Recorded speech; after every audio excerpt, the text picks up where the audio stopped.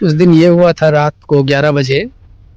तुकाराम एकदम विलन की तरह पहुंचा और मेरे फैक्ट्री की सीधा लाइट बंद कर दी कुछ ही मिनट में जाकर। पहली राजनीतिक षड्यंत्र है भाजपा सरकार द्वारा और उससे जुड़े हुए लोगों द्वारा मेरी छवि को धूमिल करने का, चरित्र हनन करने का यह घिनौना खेल खेला जा रहा है। क्योंकि मैं लगातार जनहित के मुद्दे जो है भ्रष्टाचार, अन्याय के खिलाफ में आवाज उठाता रहा हूं और शायद इसी वजह से वो मेरे चरित्र हनन करना चाहते हैं। जब तक बहुत बेकार चीज़ है।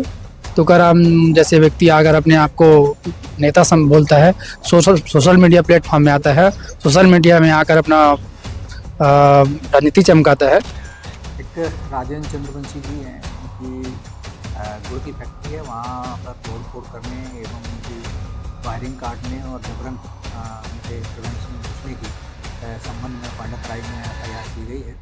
और इसी संबंध में बहुत दिनों से 2 शिकायतें और इनके विरुद्ध प्राप्त हुई हैं। जो तुकाराम चंद्रवंशी होते हैं वो सोशल मीडिया इन्फ्लुएंसर के तौर के रूप में काम करते हैं और देखते हैं कि लोगों का मदद करते हैं, लेकिन 2 दिन पहले उनके ऊपर एफआईआर दर्ज हो जाती है।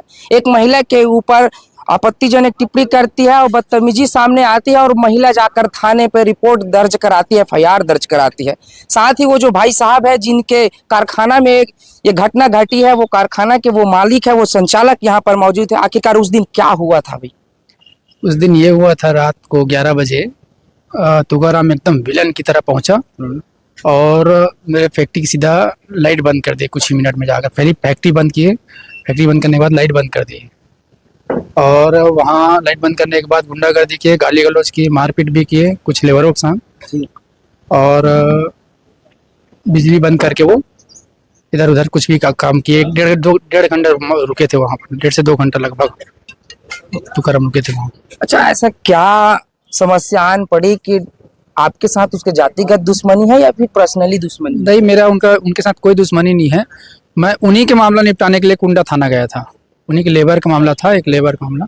उनके लेबर को उठा के पुलिस वाले लेके आ गए थे, इस मामला था जी। एक महिला की बात भी आती है, एफआईआर दर्ज भी वो महिला कराती है। वो महिला कितने दिनों से आपके यहाँ काम कर रही थी और ऐसा कृतज्ञ कब और कैसे हुआ था?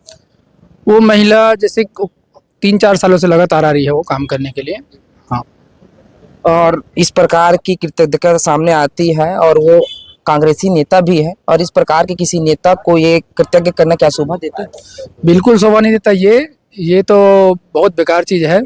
तुकाराम जैसे व्यक्ति अगर अपने आप को नेता सम बोलता है, सोशल मीडिया प्लेटफॉर्म में आता है, सोशल मीडिया में आकर अपना राजनीति चमकाता है, ये बिल्कुल गलत है। अच्छा, आप कुछ मांग भी कर रहे हैं? हाँ, इस टाइप की घटना में मैं कठोर से कठोर कार्रवाई चाहता हूँ। पांडा में की भी कटौती की जाती है? हाँ, बिजली काटे, केबल काटे वहाँ का और मशीन को ही बंद कर दिए थे। अच्छा, अगर कहीं रात के तौर पर अगर भगवान ना करे आपके ऊपर कुछ घटना घट जाती? मैं वहाँ नहीं था, वहाँ तो मेरा फोरमैन और बाद में भाई साहब पहुँचे, छोटे भाई गए थे वहाँ रात में।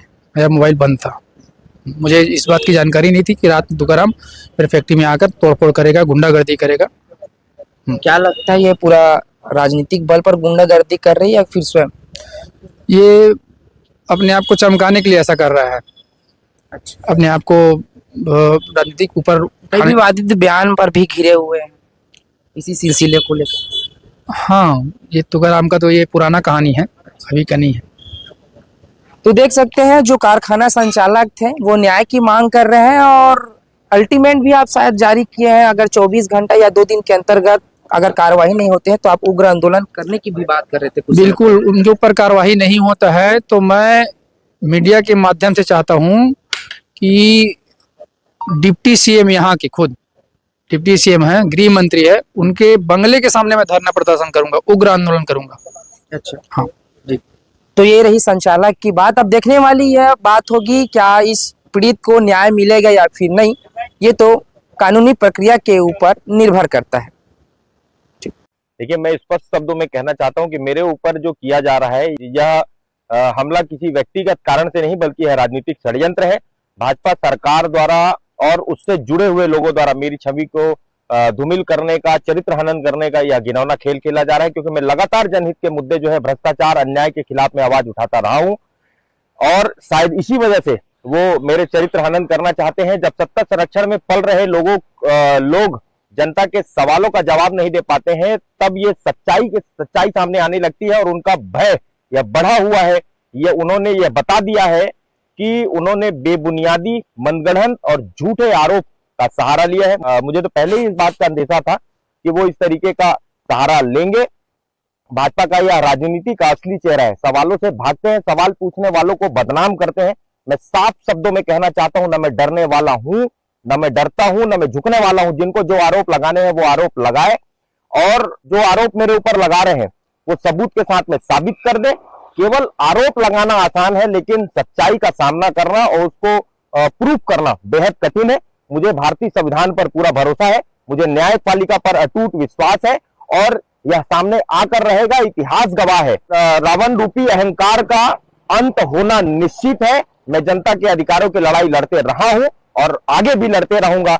इस अहंकारी सरकार के आगे मैं झुकने वाला नहीं हूं।